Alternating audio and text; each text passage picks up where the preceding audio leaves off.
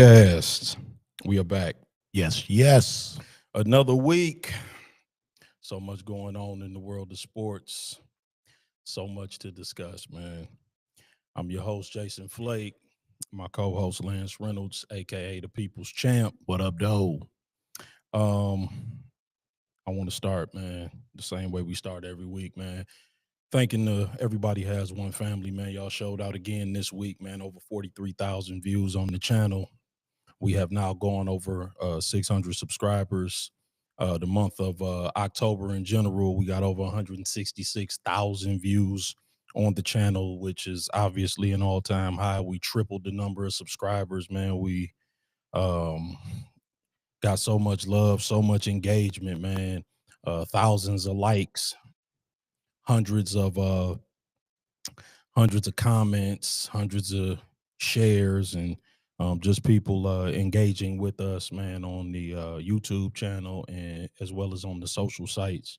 A lot of great engagement on the social sites this week. A lot of people hollering at us, man.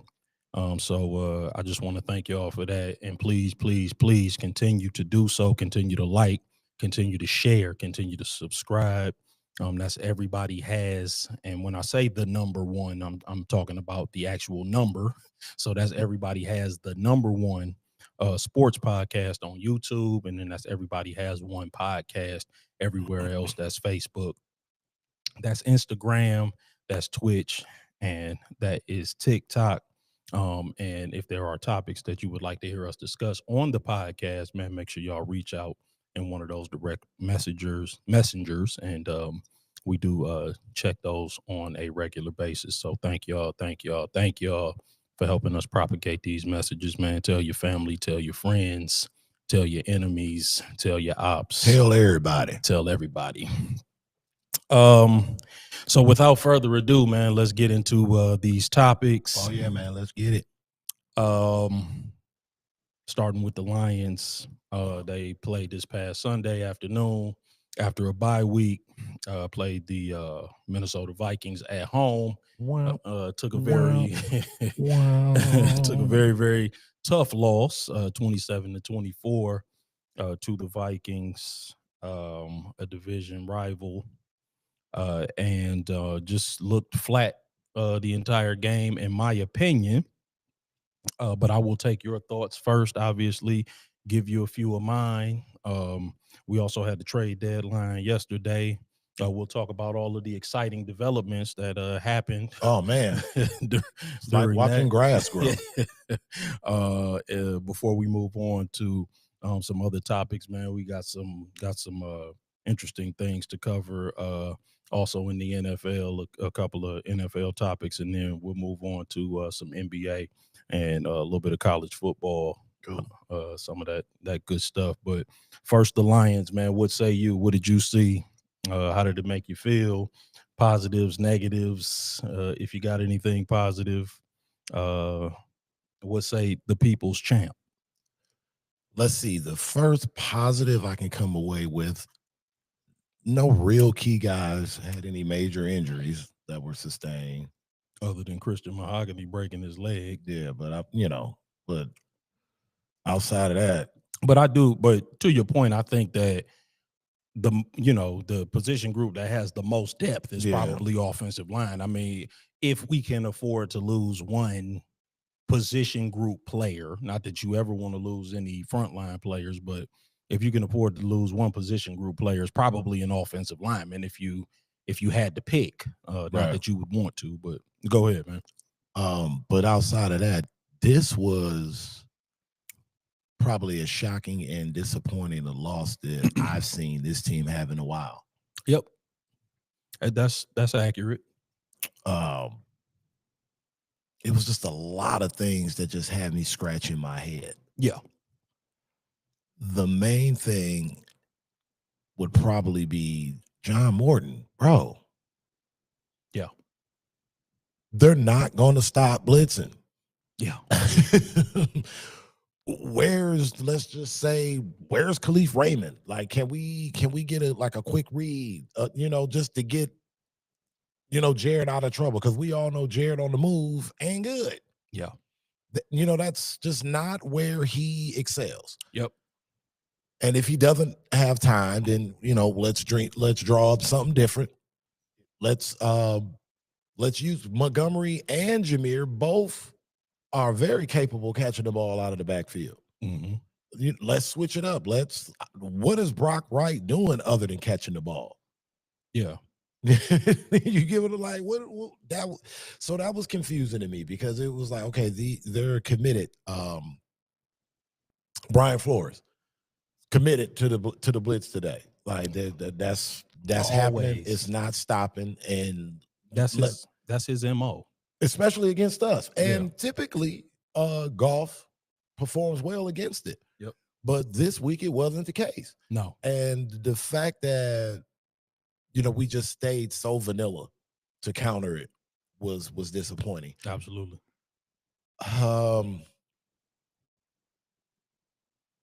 Really, the rest of it, outside of just they looked flat. They just looked flat. I think people, if you follow the team closely, you saw this week, what a player like a Kirby Joseph means to the team. Oh yeah, absolutely. On the field, because he does kind of clean up a lot of the mistakes in the intermediate part of the field.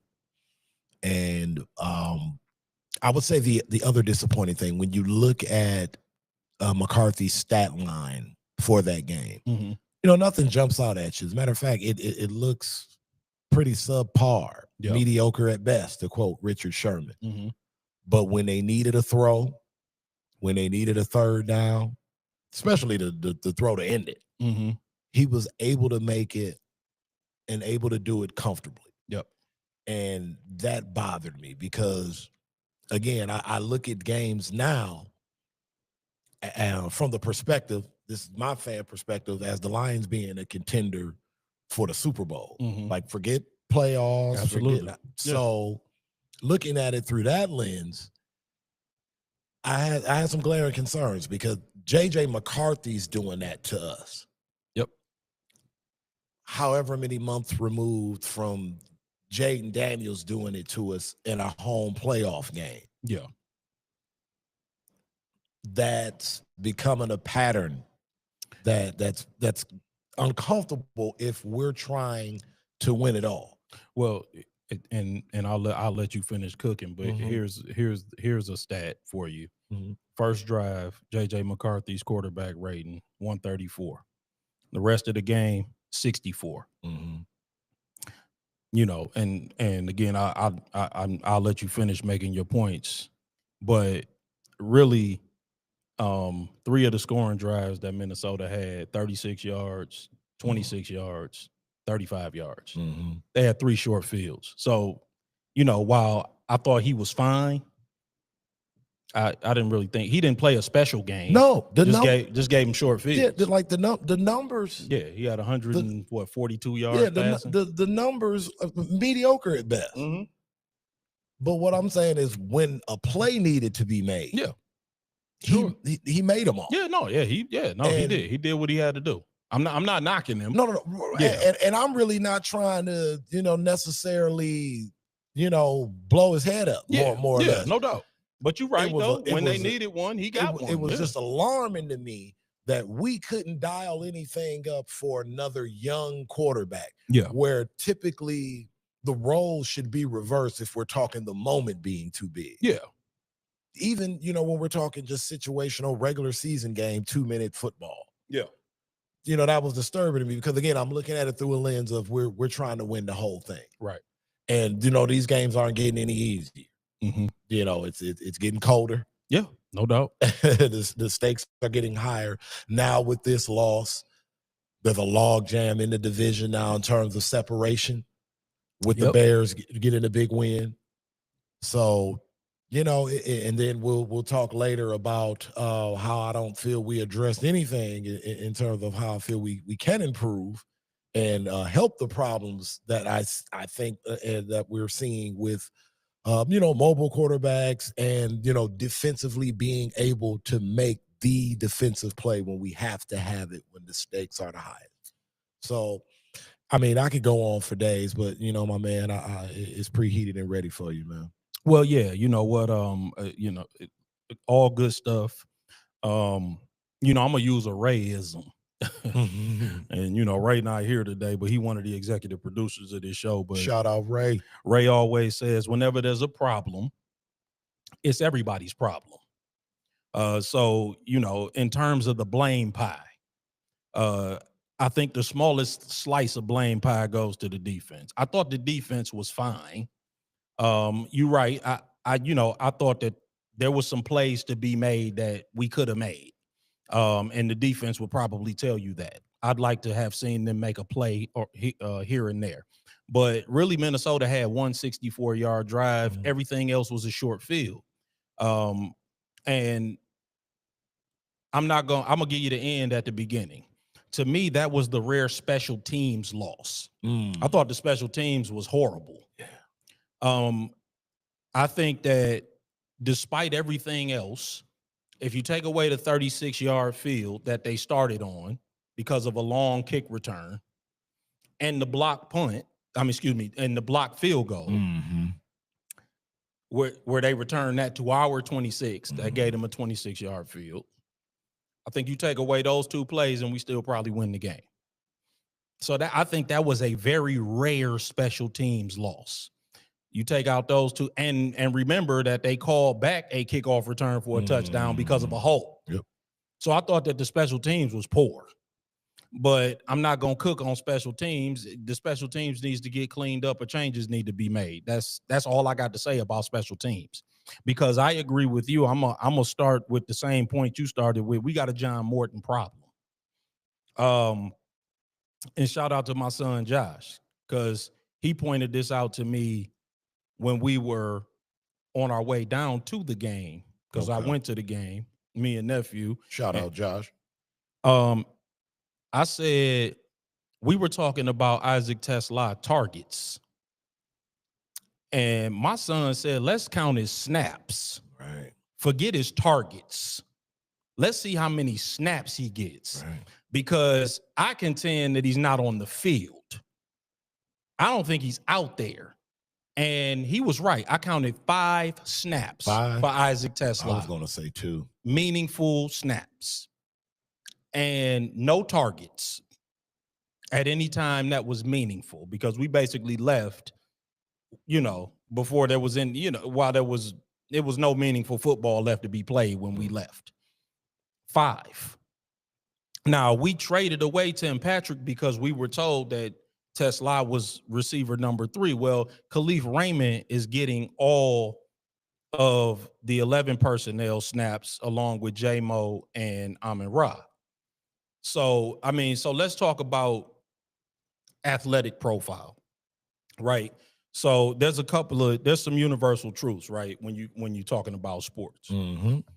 Let's talk universal truths. Basketball is a tall man's game. Football is a big man's game, right? Now, they got Amon-Ra St. Brown listed at 6 feet, 200 pounds. If Amon-Ra is 6 feet, I'm Spider-Man. He's not 6 feet. They got Khalif Raymond listed at 5'8", 180. And I got a picture of Amon-Ra St. Brown and Khalif Raymond standing next to each other. And one ain't 4 inches taller than the other. And I'll just say that, right? Let's just leave it there. And then they got J-Mo listed at 6'1", 185 or 180, and he ain't 180 pounds. So now we have 3 smallish receivers on the field, right? So we talking athletic profile. Now, Amon-Ra St. Brown has more targets than all of the rest of the wide receivers combined. He's got 79, so he's on pace, and we're not halfway through the season. We've played 8, we got 9 to go. So that means he's on pace to be targeted 180 times, about 160 times, 160 plus times. Okay. Now, I think he's got 59 catches without looking. So that means he's on pace for 130-ish catches. And we're talking about a guy who's not that big. So, number one, I'm going to contend that he's being overused. They really list him at 6 foot. Yeah, they list him at 6 foot. That's yeah, wild. Insane. But we overusing him, and he's not a big guy. If Amon-Ra St. Brown gets hurt, cancel the rest of the season. Currently this year, he has 74 targets, 59 receptions. Yeah, 74. Okay. So 74. So he on target. He on pace to be targeted about 160 times because we got 9 more games. Right.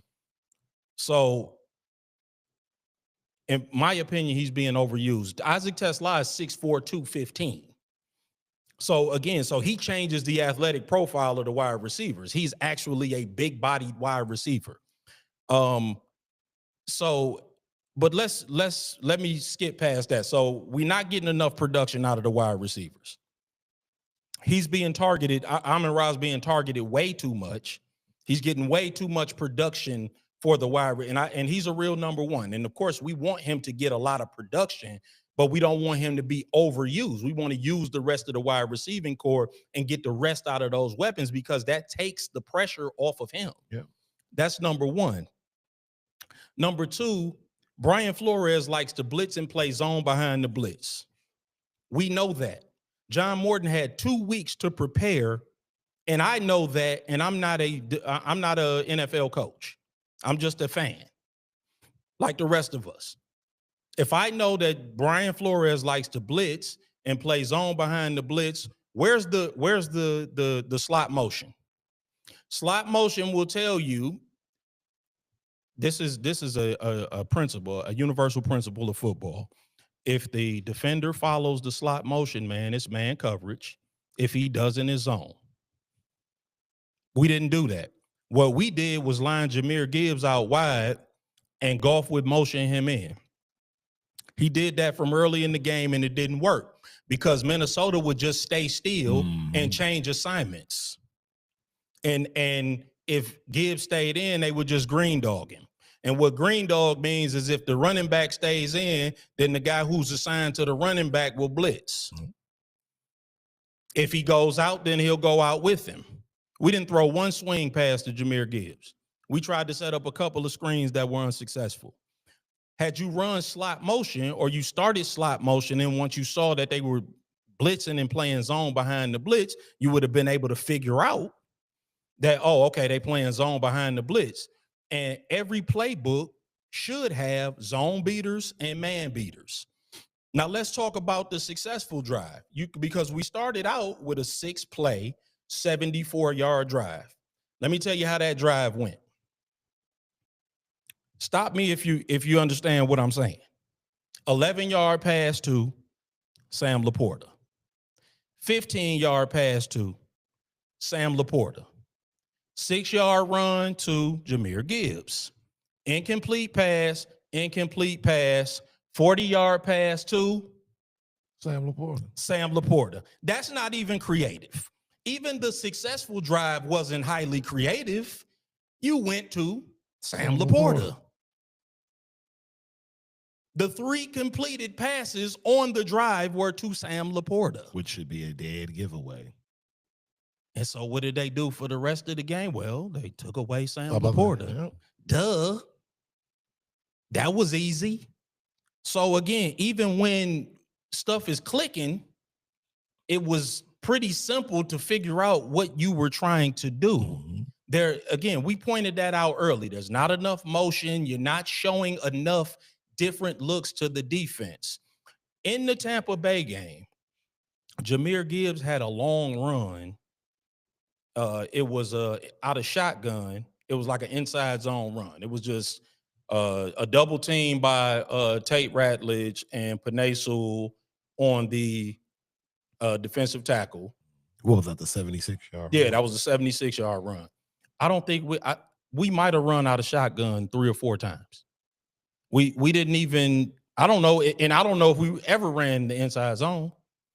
Like one of the times we ran out of shotgun was the toss play that Montgomery fumbled on. So again, yes, we have a John Morton problem. We're not getting enough production out of the wide receivers. And I still haven't seen John Morton adjust when things are not working out. Yep. We pointed out, we gave Dan Campbell his flowers. 19 straight wins when leading at the half, 26 straight wins when leading going into the fourth quarter. But we got to be able to get some wins when we trailing too. Yep. We got to be able to adjust. That's the flip side of the coin. The flip side of the coin is being able to adjust when other teams have us down at the half and down going into the fourth quarter. We got to see what they doing, figure it out, and adjust. We never adjusted. We didn't adjust. We saw very little boot action. There are ways to move the pocket. We didn't see any moving of the pocket. Straight dropbacks, leaving Goff as a sitting duck, same way we did in the Green Bay game. Now, this is the first game that we have lost to a team that, in my opinion, is not a good team. Losing to Green Bay and Kansas City is whatever. To me, those are good teams. Those are teams that are be in championship contention. Losing to a Minnesota team after having an extra week to prepare is alarming, because when I'm looking at the offensive game plan, I'm trying to figure out what John Morton was trying to figure out when he was coming up with this game plan in an extra week to prepare. Yeah, that's a game. If we have Ben Johnson, we win that game. Ben Johnson owned Brian Flores. Like easily. We win that game easily. Brian Flores blitzes and plays zone behind the blitz. He puts in a bunch of zone beaters, and we go to work. Goff's numbers, those games are stupid. He cooks. Stupid. He owned Brian Flores. Owned him. Well. He owned him. And I don't understand how you had an extra week to prepare and you put together that game plan. Now, again, the special teams wasn't good enough. There was some meat on the bone for the defense, but the biggest piece of the blame pie, it goes to the offense. Offense got to be better than that. I agree. I mean, again, I think it was a special teams loss overall. It's the very rare special teams loss. Take out those couple of bad special teams plays, we probably still win. But the John Morton, today, I don't feel comfortable with John Morton putting together a game plan for a playoff game as a Lions fan. I just got to be real. And I brought up this stat before, and then we can transition to what took place yesterday during the trade deadline. No coach quarterback combination has won their first Super Bowl outside of their first 5 years together. No coach quarterback combination in NFL history. None. This is year 5 for Goff and Dan Campbell. Now, somebody came on, I put that on the social site. Somebody came and said, that's a Debbie Downer stat. Shout out to my man, L. Boog. I said, on the podcast, Lance is the people's champ, not me. I ain't the people's champ. I'm here for sobering information. I'm here to sober up the fan base. Go ahead, nephew. Real quick before we move on, we halfway through the season. I know how the franchise looks at that point. It's totally different. Do you foresee that they're gonna have to make a change and pull the play calling duties from John Morton? I mean, listen, let me say that, I just lambasted John Morton. I don't know that we are there yet, but I think that a serious conversation needs to be had at this point between Dan Campbell and John Morton. Dan's done it before. Yes, he has. Because I think that it's critical at this point. It's critical at this point because these championship windows don't stay open forever. The general managers in this town act like you got forever to get it done. The future is now. I hate to sound cliche, but the future is right now in professional sports. Jared Goff is 30. That's dog years in the NFL. Mm-hmm. Now, of course, a pocket passer can last a little longer than, somebody that's dependent on their athleticism. So Goff is not dependent on his legs and, running RPOs and read options and all of that. So Goff may last until his late 30s, like Stafford. who's playing MVP level football at 37. But man, is he? Yeah, he's playing great. But time is of the essence, though. Like I said, Amon-Ra, I love Amon-Ra St. Brown. He's the number one receiver. I'm his biggest defender. He's not the biggest guy. No. All of this work over the middle and all of these contested catches and all of this rough housing that he goes through. Well, speaking of Stafford, we ran the bigger receiver into the ground. That's what I'm saying. Yeah, he just got tired of getting beat up. You get what I'm quit. saying? Yeah. The Megatron prematurely hung it up because of the same point that you're making. Yeah, I mean, just overworking one guy. Yeah, like we got to spread the ball around to the other receivers. Khalif Raymond got 13 targets all year in 8 games. He should have 8 Sunday. Yeah, I mean, you got to get the receiver. You have to get more production out of the receiving core. You do. And Isaac Tesla got to get on the field. That should be bullet point number 1 when Dan Campbell does talk to John Morton. Like, hey, buddy.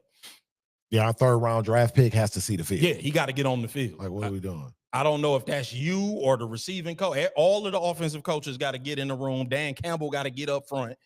Everybody got to be quiet. Right. And Dan Campbell got to say, look, this is the bullet. Here go the bullet points. Bullet point number 1, Tesla got to be on the field and he's got to be targeted. There's got to be packages for him. Yeah, man, offense, it did not look fluid, man. No, and really it didn't against Tampa. That's real. That was a defensive win. That's real. It really didn't look good against Tampa either. It hasn't looked good a few times this year, really. Maybe probably the best was the Cincinnati game, probably. Yeah, Cincinnati, it looked fine, but Cincinnati's defense. But it's Cincinnati. That's what I'm saying. We it's a stimulus package for defenses. It's stat night against Cincinnati. Yeah, that's a stimulus package for quarterbacks. Yep. It's just that's like Dallas's defense. Go ahead, nephew. I was gonna say Chicago. Okay. Yeah. That's fair. Chicago, yeah, it looked good against Chicago. And also it didn't look bad against Cleveland either. Yeah. Because Cleveland was still the number 1 overall defense. So listen, that's why I said I'm not sure that we need to snatch the play calling duties from him unceremoniously, but a conversation needs to be had. Yeah, because that loss was concerning. Yeah. So now let's talk about the trade deadline. Oh, this would be brief. You're not excited about signing guys off the practice squad? I mean, I'm not excited about our 5th rounder starting to practice. So the Lions did a fat lot of nothing yesterday by 4:00, while other teams commenced to make themselves better. And I don't like to make cross sports comparisons, but I will in this particular case. Mm-hmm. The Tigers were 1 run away from the American League Championship Series. The Mariners were 1 run away from the World Series, and the Blue Jays were 1 run away from a championship. You walking on the razor's edge every single trade deadline, and these GMs still acting like one player can't make a difference. Scott Harris left us with Colt Keith as our designated hitter, batting .077.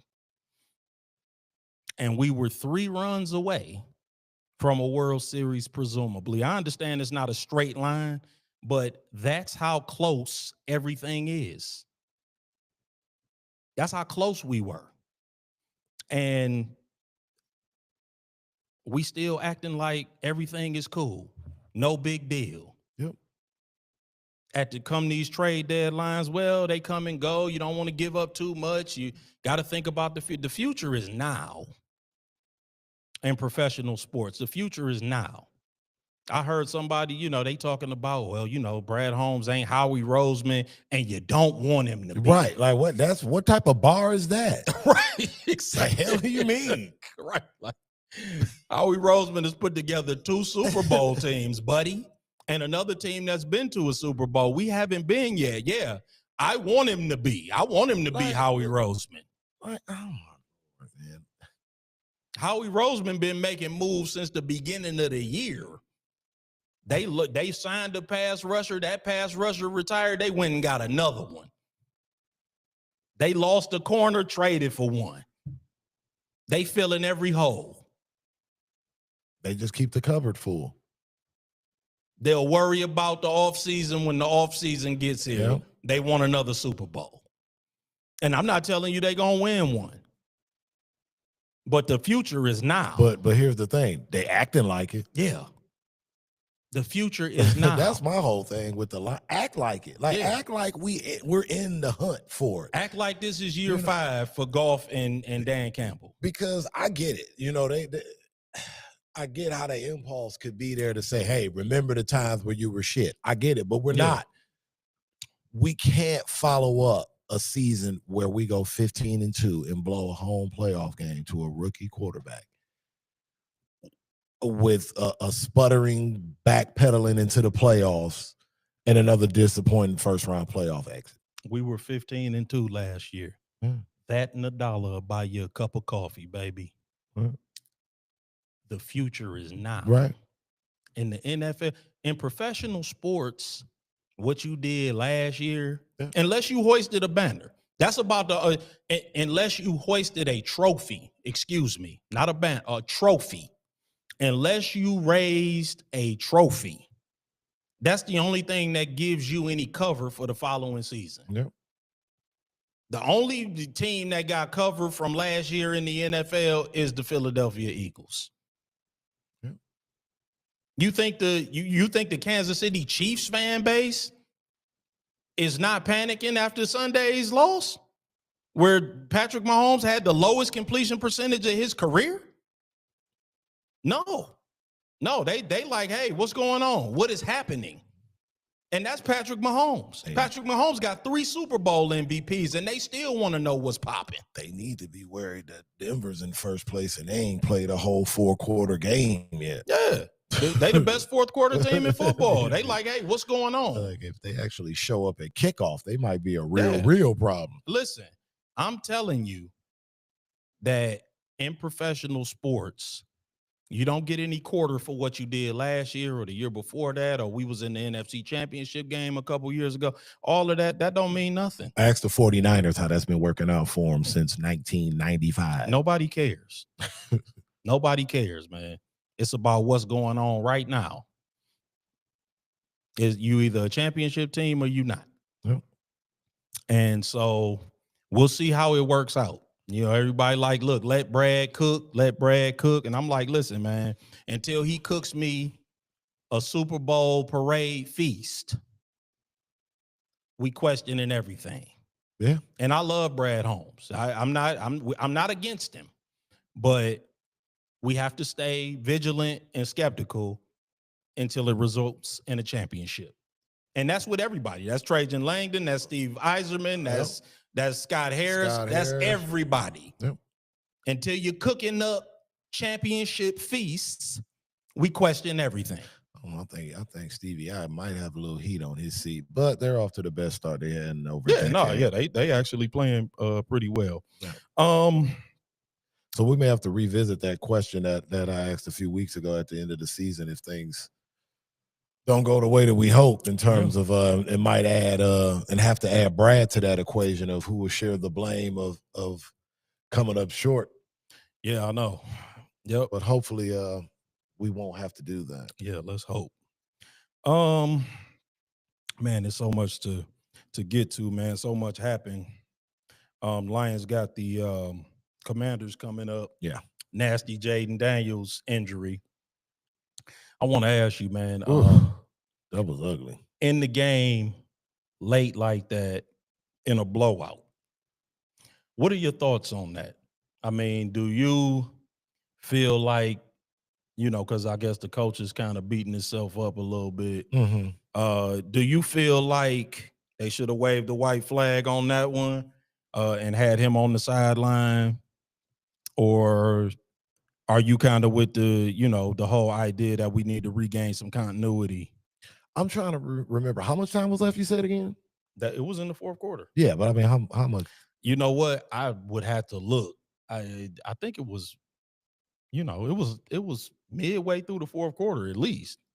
Yeah, I mean, that's one of those things that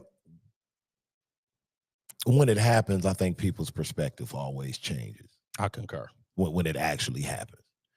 Because I mean, when football, any given snap could be a player's last snap. Correct. Yeah, I mean, football is rough. So to try to to try to revisit or Monday morning quarterback, yeah. should he have played or should he not? It's the kind of the nature of the game, man. I concur. And you play till the clock hits 000. That's what I say. That you don't get to that level doing it any less. So, then my next question is it time to be concerned about Jaden Daniels' durability? yes, I agree. because that was the question going into the draft with Jaden Daniels. Yeah, his size. Yeah, I mean, he's slight. The durability question. Can he take the punishment? He was nicked up at LSU. Correct. And he's a running quarterback. Yeah. So he's not going to stand in the pocket. Well, Even though I contend that he might throw the best deep ball. Oh, the kid's dope. Like, Yeah. let's not get it twisted. Yeah. I want to see him on the field. Right. Like, do whatever, that's medically possible, that can get him on the field and keep him on the field. Go ahead, Neff. Just real quick, it was 7:38 left in Yep. the game. Yeah, that's crazy. But the bigger point was they were down 31 points. I get it, but it's like, when do you start like benching your starters in the middle of games? Like, that's not a trend that happens regularly in the NFL of a regular season game. I'm with you. I agree. I'm like, listen, I'm of the opinion that coaches waved the white flag too early. Yeah, I mean, with what Denver just did a couple of weeks ago against the Giants, you can't, particularly in the NBA, and we're gonna get to that because I got the in-season tournament first night on here, man. Good Lord. And I think I'm a people's champ convert, man. I'm really on your page. Welcome, brother. But we're gonna get around to that. I wanted to touch on the Jaden Daniels thing because we got the Commanders coming up. Yeah. And again, him going down was a gift and a curse for the Lions. Just doing a mini preview of that game. Mm-hmm. Because I don't want them to go in there taking anything lightly. Now, I know that they should be fired up, pissed off after that loss that they took at home. Yeah. I expect them to come out and play with their hair on fire. And also the revenge factor for the Commanders. They 100%. Should see those uniforms and want to rip their heads off because of what happened in the playoffs. But again, our division's a dog fight now. Yes, it is. Yes, it is. Yep. And it's up for grabs. And I think that we could and should still get it. Oh, yeah. But we got to come out and play a complete game. Yes. All 4 quarters, all 3 phases. Mm-hmm. But let's get to this in season. And get well soon to Jaden Daniels. Good thing he didn't have any structural damage to that ugly injury. I was glad to see that there was no broken bones. Yeah, but that was ugly, man. It was very nasty. Yeah, that's good to hear. But start all that next week. Yeah, most definitely. The NBA in-season tournament. They had their first night this past Friday. Yeah. And I got so many thoughts on this, man.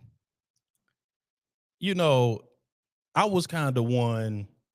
I'm like, I like the idea. Because I thought that they packaged it and sold it very well. The idea that you would have meaningful games early in the year, that guys would have an added incentive and coaches to play and play harder in a tournament style matchup or tournament style matchups, right? Mm-hmm. And when you hear that word tournament, right, that carries a connotation, right? That there's urgency, right? It's like the word playoff. You hear playoff and you like, oh, there's urgency, right?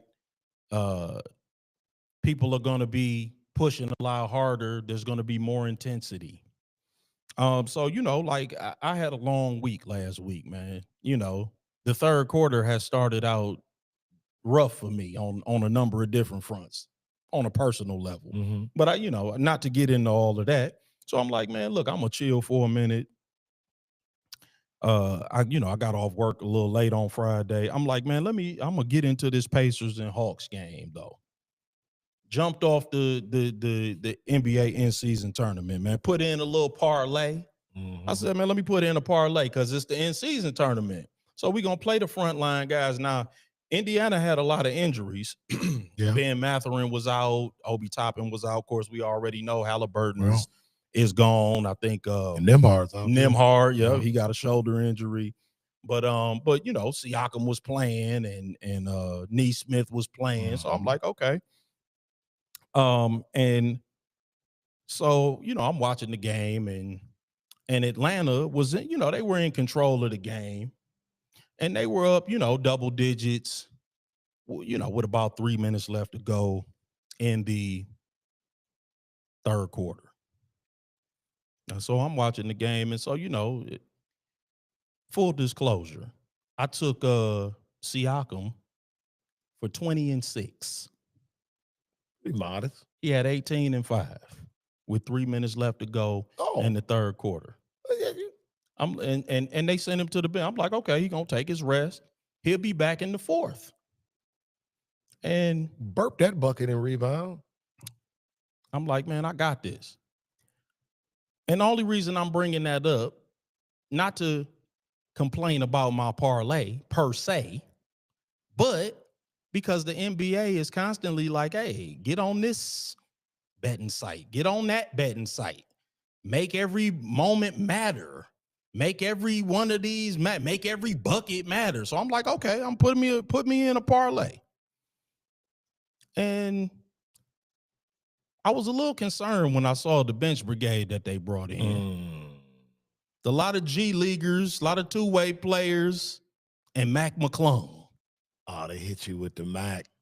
But I'm like, okay, whatever. They down a lot of guys. So, maybe they, gonna let the starters refresh. You know what I'm saying? Now, in a tournament where point differential is supposed to matter, speaking of waving the white flag, Rick Carlisle played this group for the rest of the game. Pascal Siakam, Neesmith, the starters never came back out. Now I'm like, Rick Carlisle is a veteran. Cause this the in-season tournament.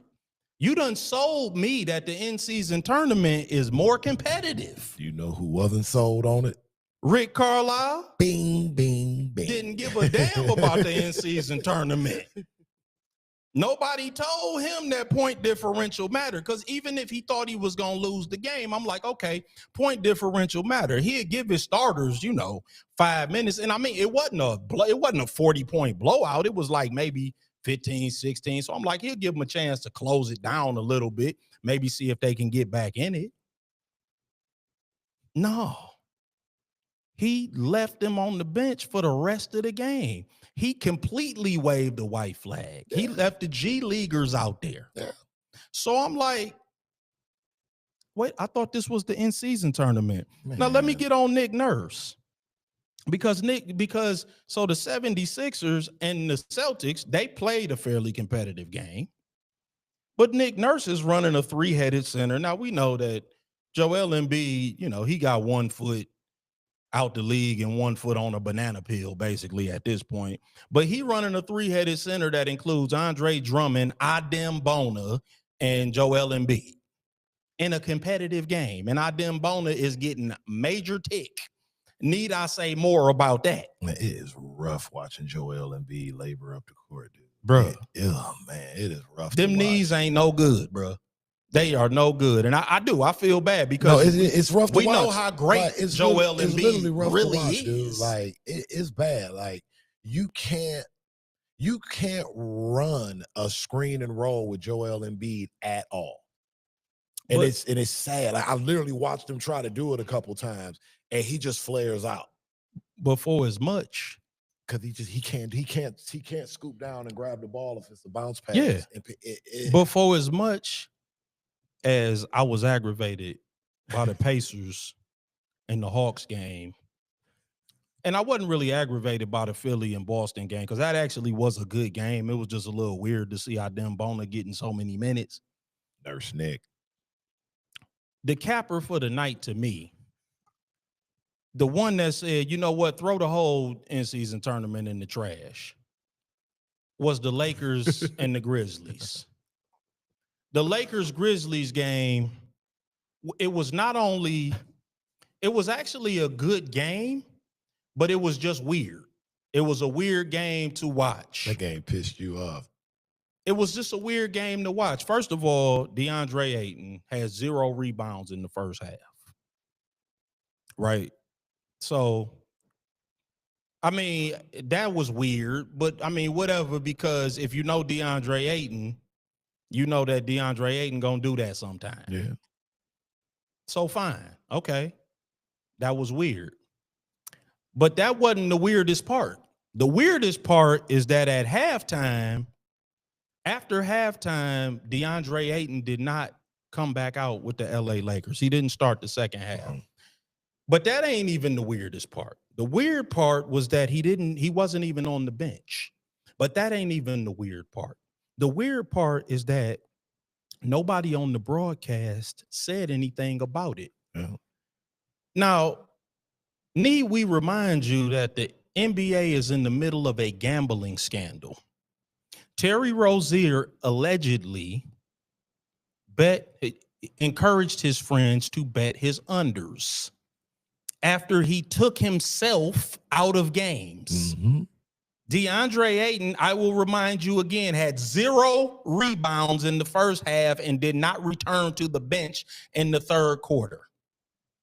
And nobody on the broadcast said anything about it. The announcer, he just sitting there talking in announcer voice. They just having all kinds of great conversations. The sideline girl is telling us about, I'm talking about, she giving us every dumb fact that she can find. She telling us about people's favorite snacks on the bench. That's what they feeding her through the ear. She telling us about where this one went to junior college and where his mama worked and what his favorite gym shoe was when he was in the 6th grade. Nobody thought to say, hey, why don't you go over to the Lakers bench and ask them where the starting center is? This is not the Grand Valley Lakers. This is the Los Angeles Lakers. This is the major basketball. This is the starting center for the Los Angeles Lakers, and nobody inquired. They said, we got Jackson Hayes. We good. No, but he has disappeared from the bench. No, that was wild. Did he get into a fight with his coach? Did he retire? You know, like in the NFL, you know, we've had guys retire at halftime. Yeah. I'm like, did he retire? Did he get into it with his coach? Did he have to use the bathroom? Did he run down? Did he get into a fight with his girl? What happened at halftime where he did not come back? Nobody reported that. You are in the middle of a gambling scandal and he had 0 rebounds. So now it looks suspicious. Now everybody online like, what happened to DeAndre Ayton? I'm looking at Lakers beat reporters. They like, oh, the Lakers have not reported what has happened to DeAndre Ayton. None of them are saying anything about it. That looked weird. Now, if that wasn't weird enough, Ja Morant scored 8 points in the first quarter and proceeded not to score again. Yeah. I hate to sound like a broken record, but the NBA is in the middle of a gambling scandal where Terry Rozier allegedly took himself out of games and encouraged his friends to bet his unders. And again, the announcers are not like, hey, what's up with Ja Morant? He's struggling tonight. They're not even saying anything about it. And then Ja Morant got offended that his coach took him out. Well, you the one acting like you in a pickup game at Lifetime Fitness, buddy. Yeah. And he didn't have an explanation, he said. And the undertones of all of this is that this is supposed to be opening night of the in-season tournament. This is supposed to be players and coaches buying in to a more competitive brand of basketball. And then in the fourth quarter, they run DeAndre Ayton back out there. And this looks staged to me. I'm just going to keep it a buck. Now he working with the trainers and they, using the little thing, the pulsator on his back and all of that. Back tightness. Yeah, he all of a sudden he had this back tightness and these back spasms that for some reason they couldn't report at the beginning of the third quarter. They had to keep it all hush hush. Back tightness is hard to diagnose. Because, it could be sciatica, even though you're dancing at the club. They could have just said that he's struggling with some back tightness, he's struggling with some hip pain, whatever it was. But why keep it hush hush for a whole quarter and some change?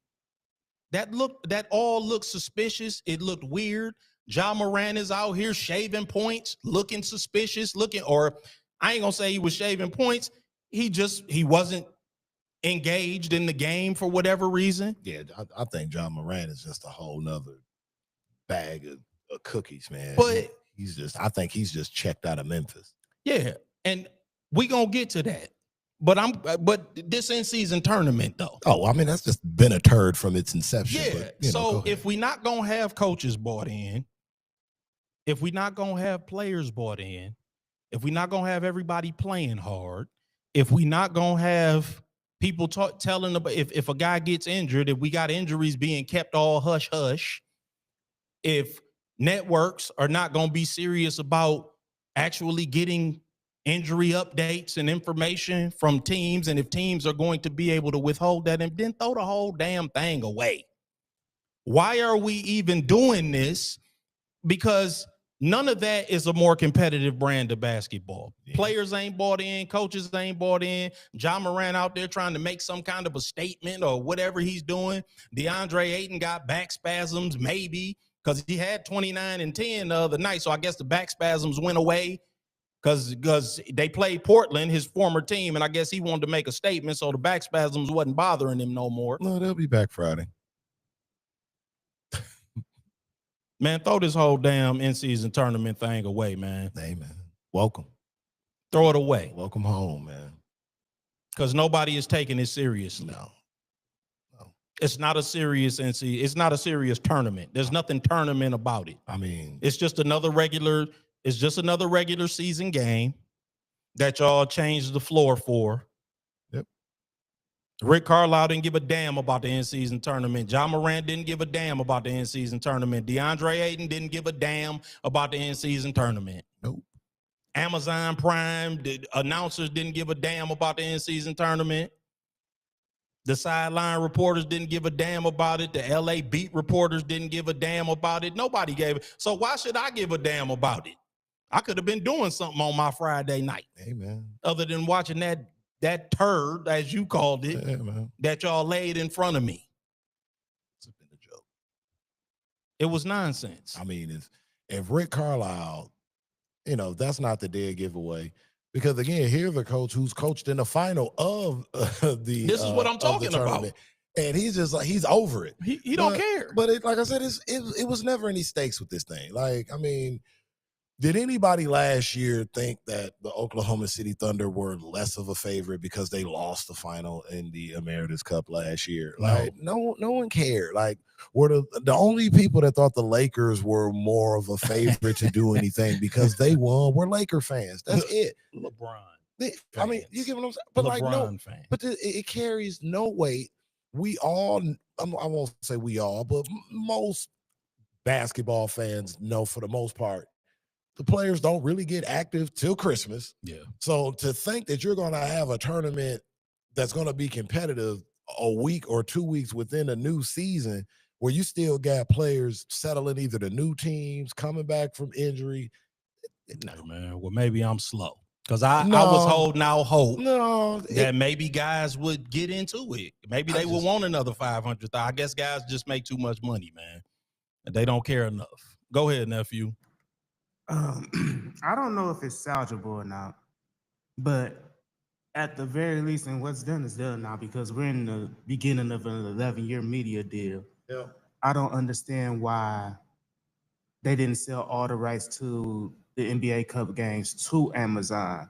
short of local blackout. Like, yeah, local black it out locally for those local fans and whatnot. But they should have sold all the rights to Prime or whatnot, so that on those nights, because remember, this is all happening on one night, maybe 2 nights of the week.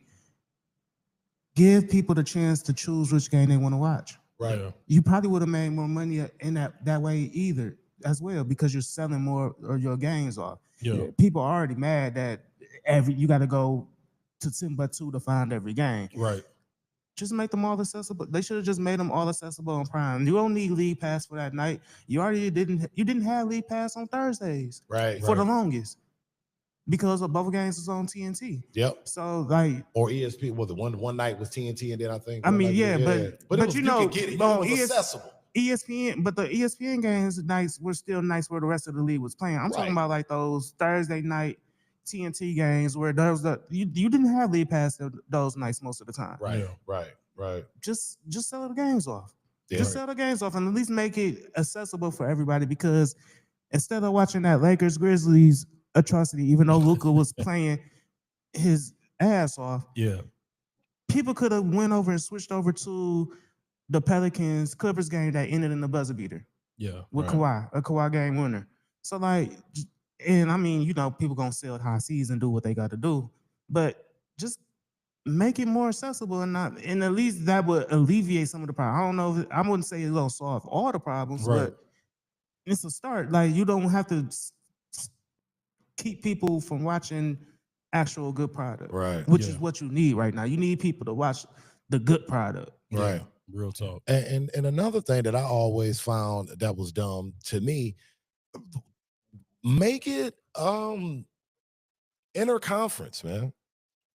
The whole East and West, no, dude. Like, do like how, you know, maybe take something from the college football playoff model where you do a power ranking at the beginning of the season and you match it up that way. Like, people would tune in to see throw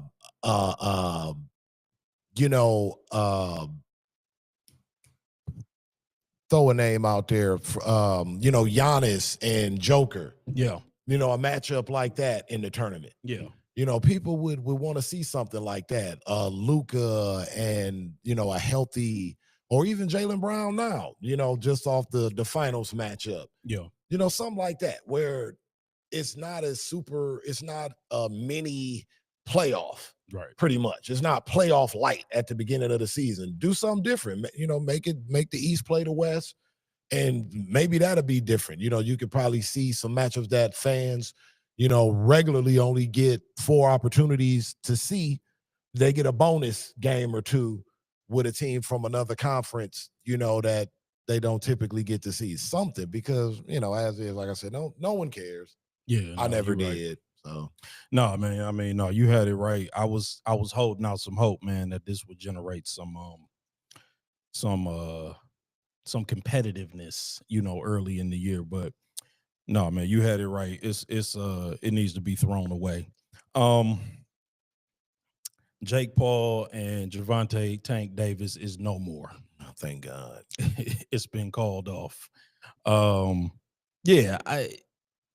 Why is Jake Paul not fighting somebody his own size? Yeah. Why is he trying to fight, you know, Ryan Garcia or what you call it? Tommy Morrison's son keep calling him out, and he ignoring him. At least he's his size. Right. I'm like, what? Yeah. Did you see what Raleigh said? He said he was like 1 week to train and I'll end this whole fiasco. It's like, I'll end this YouTuber. I like that. I'm like, but you know he gonna ignore that. But yeah, you know, I'm glad that that's not happening. I mean, who cares about that? No, and then what was he bringing in? Shakur Stevenson to spar with. I'm like, you know, it's I'm glad it's over. Yeah, I agree. It's long overdue. Nobody wants to see 2 guys cross that many weight classes to fight each other. That was going to be a weird matchup anyway. So mercifully, it's been killed. And hopefully now we can just focus on the real boxing. Right. Devin Haney and Brian Norman is later this month, so we'll preview that later on. Man, it was an interesting. I got an interesting NBA question for you. Oh, okay. And we'll close on this one. Okay. This was just something I was pondering today because I heard a guy say that he thought that Giannis was the greatest power forward of all time. And this same person of all time? Right. Oh, wow. Now, let me tell you that this same person said that he doesn't believe Jordan is the GOAT because the shooting guards in Jordan's era weren't that good. And I said, well, why don't we reverse engineer that same logic about Giannis? I said, and Jokic, really. I said, Giannis and Jokic are in an era where they have one other great player at their position. I said, and not only is that other great player in the other conference, but they each of them respectively, and they're both often injured. Of course, the player being Joel Embiid and Anthony Davis. Those are the only two respective other great players at the position. There's other good players. I don't want to knock Domantas Sabonis and Bam Adebayo, and there's other good bigs. Like Karl Anthony Towns. Like there's other good bigs, but it's not. I'm like they're not Hall of Famers. Tim Duncan played. My argument was Tim Duncan probably played in the golden era of power forwards. Yeah, he played against.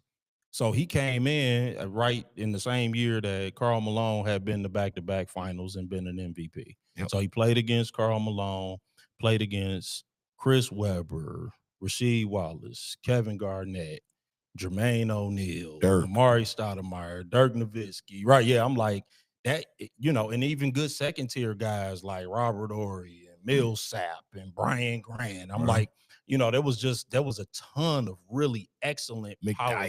Yeah, that's what I'm saying. Like, there was a ton of really excellent power forwards. I'm like, really, the game is curated now for perimeter players, and Giannis and Jokic benefit because now they can just bull their way to the basket anytime they want to because there's not really anybody there to challenge them physically. I mean, you look last year, there was times in the playoffs where Alex Caruso was guarding Jokic. Yeah.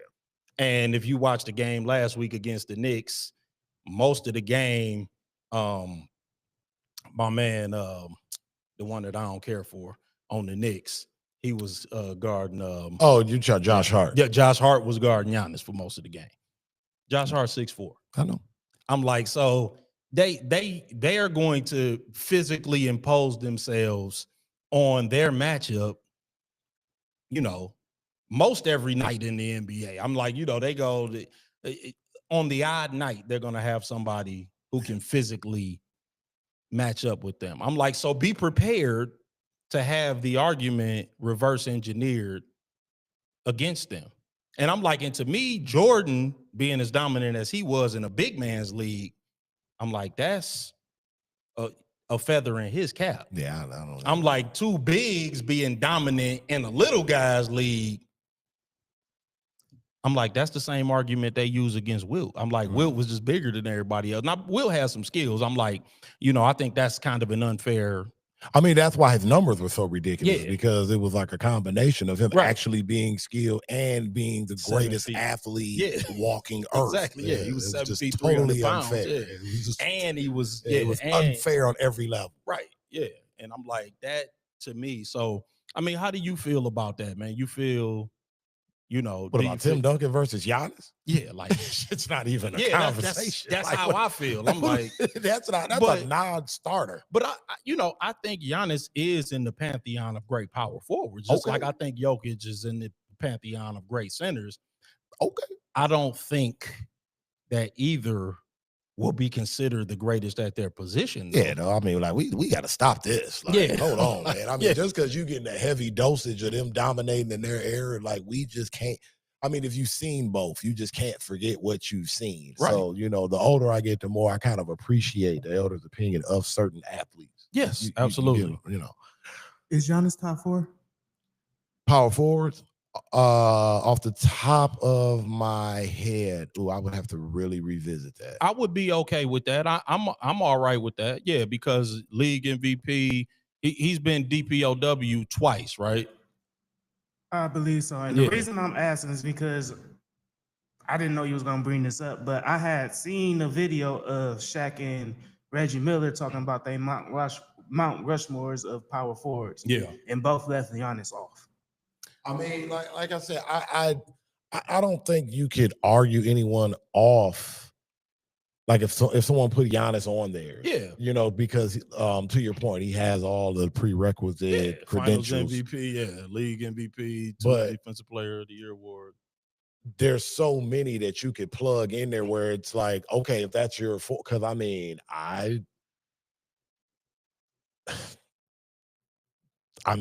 as great as Giannis is, I mean, the Tim Duncan, that's a non-starter. Yeah, to me, Tim Duncan is by far and away the best. I think Garnett was better. Yeah, I mean, right. I agree. And again, they had great matchups every night. That was the golden era of power forwards. Now, I do think Giannis is better than Malone. Before you go on, I will say that I think in the discussion of who's like the top power forwards, I think the younger era and the older era, I think they're both in agreement that Duncan and Garnett are on that list. Yeah. I think where the argument starts is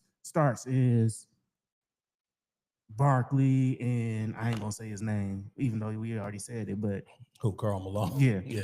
But I think, and that's probably more so because of what's happened off the court. Oh, does he usurp either the Smale Man or Barkley? Okay, I mean, yeah, that's fair. The Barkley one's tough for me, man, because I really think in another multiverse, if Michael Jordan didn't exist, Charles Barkley would have been the best player in the NBA for about 4 years. Yeah, I agree. Yeah, that's tough. I mean, the thing about it, and I'm a huge Dirk guy. Yeah, Dirk was cold. I think, again, I agree with you. I see the thing is that, and I don't like hypotheticals. Mm-hmm. But like take a Dirk and put him now. And take a Giannis and put him back then, where he got great power forward matchups every night. And he can't shoot. Right. You know what I'm saying? Like, so now you're not just bullying your way inside no more. You actually gotta have, because now Giannis goes to the basket and he either gets fouled or gets a layup. Mm-hmm. Like that's really his game because he's just so much physically stronger than everybody. But if you go back to that golden era of power forwards, number one, you're going to have to defend another great power forward. Yep. That's got post moves, that can bring it out to the nail, that, you know what I'm saying? Like, so Jermaine O'Neal got a bag for you, dog. Chris Webber, you know what I'm saying? Like Rashid got a bag for you, dog. Everybody got an offensive skill set, and they just as long and just as strong as you are. And then on the flip side, like you're not just gonna be able to push them into the paint and get what you want. And I'm not saying that he wouldn't give just as well as he got, but like you're gonna have a great matchup every night. Again, that was in my opinion, the golden era for power forwards, even more so than the previous era. Because that was like the golden era for centers, you know what I'm saying? Oh, yeah, for sure. I feel like that shifted to power forwards when Duncan came in. Mm-hmm. Like everybody wanted a power forward. They wanted a 4. Yeah. So yeah, I think it's an interesting conversation. And again, like I'm not discrediting Giannis or downplaying him. He's a great player. He's right there. He's right. And like I said, if he's in your 4, it's like, I'm fine with that. Yeah. I ain't like, oh man, you crazy. Yeah, exactly. Yeah. No, like, you're not crazy saying Michael Jordan ain't the GOAT. That's crazy. Yeah, I know. But I mean, everything, everything else. Yeah, I mean, I'm with it. But yeah. No, I agree. I was just wondering. And I think a lot of it too is Giannis has done a lot relatively at a young age. I think did he just turn 30? Yeah, I think he might be. Well, how old is Giannis, nephew? Check that for me. He might have just turned 30, maybe, or he may be younger than that. Yeah, no. He definitely 30. Yeah, He might be 31 or okay. 2. But he did a lot, He did. relatively quick. No, I mean, and listen. People saw his growth. Yeah. You know what I mean? So I get it. Yeah, no. But Giannis is a beast. Like He turns 31 on December 6th. Okay. Yeah. I was gonna say, Okay. I think he might be 31. But yeah, no, Giannis is you're Yeah, right though. He's a beast. And he's got a lot more runway. He does. Yeah, no, the book is not written on him. But no, and to that point, I think that had he played in that golden era, though, let me give Giannis some credit. I think he develops that 15 to 17 footer a lot more. Oh man. He's shooting 1,000 of those in the summertime every day. And that's 50 points in the final Giannis. The Giannis that's hitting that 15 to 17 footer is unstoppable. Yeah. You know what I'm saying? Like when he's hitting that with consistency, that's the Giannis that you can't stop, because then you got to come out and honor that. Then he can put it on the floor and go by you. You know, he got the spin move. He got the then everything works off. Oh, for sure. Because he come through that era, he would have had to touch somebody's college. And it's going to be a Krzyzewski, a Thompson, a Phelps, correct, Williams. Yeah. Somebody was going to coach him. Yes. And give him a real base where he kind of had to get it on the track running once he got into the league. Yeah, so, I hear you. No, man, but that's an interesting conversation, man. I like those Mount Rushmore's top 5 conversations. But man, we'll shut it down right there, man. Real quick. Go ahead. I just one tidbit, one little like rapid fire question. Go ahead. First the tidbit, okay, so the baseball awards, they got their finalists. I just want to give a quick shout out to the state of Michigan. Because in the AL Silent Young, of course, we got Schoolable. Yep, but I also want to give a shout out to Hunter Brown, St. Clair Shores native, Wayne State graduate, also a finalist. And then I just wanted to ask if y'all had any quick thoughts on the playoff records that came off last night. What's that? Oh, so I think I missed on. I think I might have had Oregon. Did I have Oregon at 4 last week? I know I had like 3 of the top 4. You know what? I ain't even look at the rankings. Let me look at the rankings. Yeah, I had 3 at the top. I wasn't even ready for the college. Who was it that got bumped out? Was it Probably Miami. It was Arizona State that got bumped out. It was Arizona State that got bumped out. No, shout out to nephew, because he said that ACC they were gonna cannibalize each other, and they did. I don't think it's an ACC team. And it might not be done yet, because I was looking at the schedules today. Yeah. Pitt might be the most interesting team in the nation right now. Yeah, because there's not a ACC team in that top 12. I think the team that Pitt, I had in there. The SEC is, if you're an SEC team, you're cheering for Pitt to win out. Yeah. Because Pitt's final 3 games are hosting Notre Dame, at Georgia Tech, hosting Miami. Oh, shit. So Pitt, honestly, can spoil it. Pitt honestly can end up going into, if they win out and make it to the conference championship game, they might be in. And they can open up probably 2 playoff spots for other teams on the fringe. Right. Like I have a whole chaos thing. I've already constructed a whole, if you like chaos, if you want 2007, I have that. I don't want to get into it right now. I want to get past this weekend, and then we could possibly get into it later because it's still a whole bunch of season left. But I've already mapped out a pure chaos situation. I'm gonna just tell you right now. I'm gonna drop this bomb, and then we can be done. Texas is going at 11. That was crazy. Yeah, they going at Georgia, and they finished the year with Texas A&M. So they're part of the chaos scenario. That's 2 L's, bro. Yeah, they take it. Like when I saw them at 11, I said, "Who paid for that?" Yeah, right. The friends of the program definitely paid for that ranking. Bro. I could not 11, believe bro. that. That is over. Done. They losing. They losing to Georgia and A&M. It's over. But wild. But yeah, no, yeah. I definitely we gonna take some time with that college football playoff. Yeah, because next week.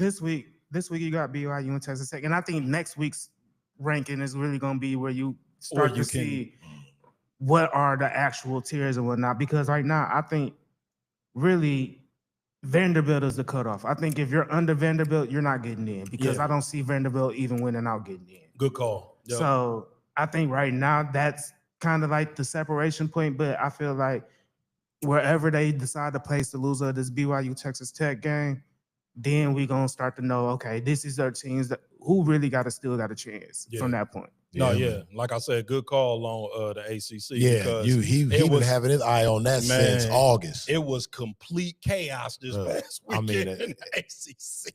Like, I'm looking at these scores. I'm like, what is happening? Like they don't know this is the week that they dropped the first rankings. They like, we don't care. Georgia Tech don't want to get. ACC don't want to get a playoff spot. I remember I texted you. I said, and Miami has done it again. Like, good Lord, the curse of Larry Coker lives. Man, thank y'all so much, man, for joining us again this week, man. Don't forget to continue to like, share, and subscribe, man. That's Everybody Has the #1 sports podcast on YouTube. Everybody Has one podcast everywhere else. That's Facebook, that's Instagram, that's Twitch, and that is TikTok, man. Meet us back here next Wednesday at 8 p.m. or as close as we can get to it. CP time. Indeed, man. Remember to keep helping us propagate all of the content, man. When you subscribe to the channel, don't forget to hit that bell notification. When you hit that bell notification, make sure you hit all so that you are notified every time we post new content, when we make posts on our timeline, when we post new shorts, as well as new videos, and, of course, when we go live every Wednesday at 8 p.m. Thank y'all so much again for tuning in. It's the Everybody Has One podcast. Peace.